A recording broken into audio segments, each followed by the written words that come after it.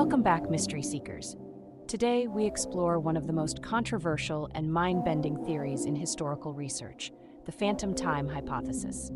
This theory suggests that a significant chunk of history never actually happened. Intrigued? Let's dive in.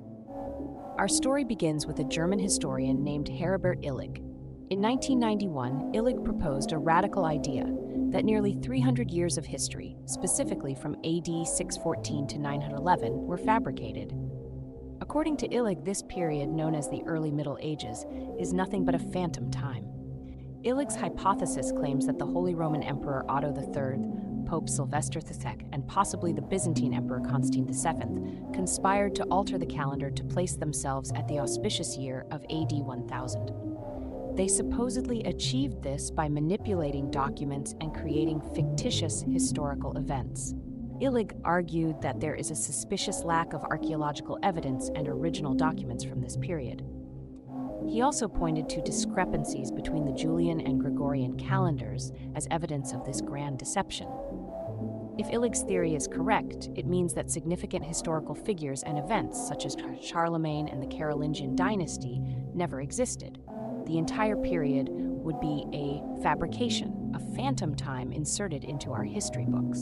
The phantom time hypothesis is certainly provocative, but it lacks credible evidence. The historical and archaeological records from other parts of the world, such as Asia and the Middle East, do not show any gaps that would support this theory. Indeed, if nearly 300 years were fabricated, we would expect to see inconsistencies in the historical records globally. However, timelines from different cultures and regions align with the traditional chronology, contradicting Illig's claims.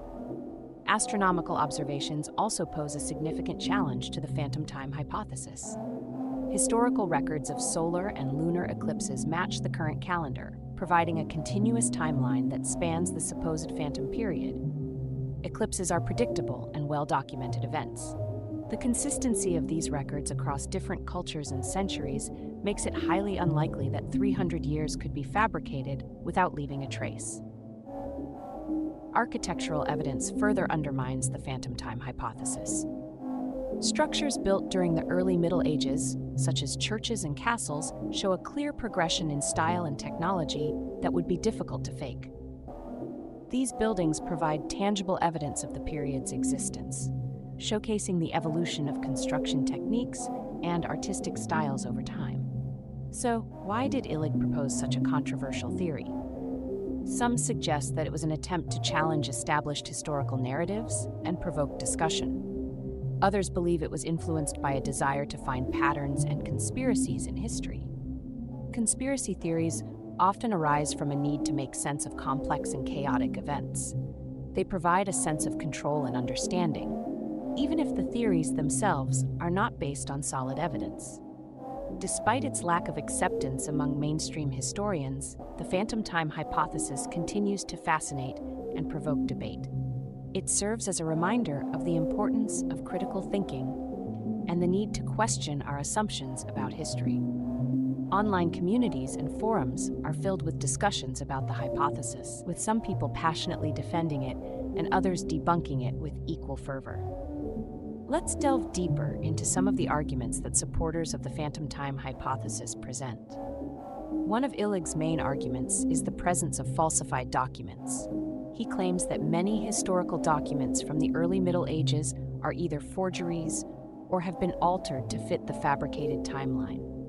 Supporters point to inconsistencies in the handwriting, language, and content of these documents as evidence. Another argument involves architectural anomalies.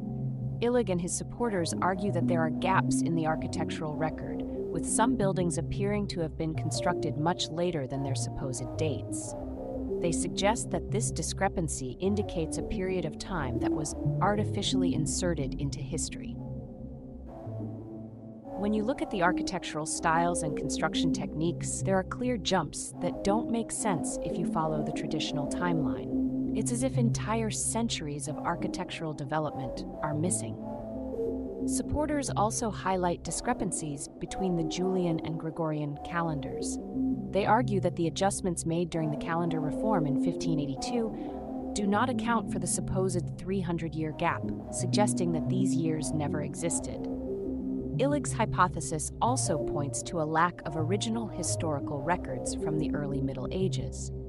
He argues that many of the documents we have are copies made centuries later, which could have been altered to fit the fabricated timeline. While it's true that many documents from this period are copies, this is not unusual for ancient and medieval history.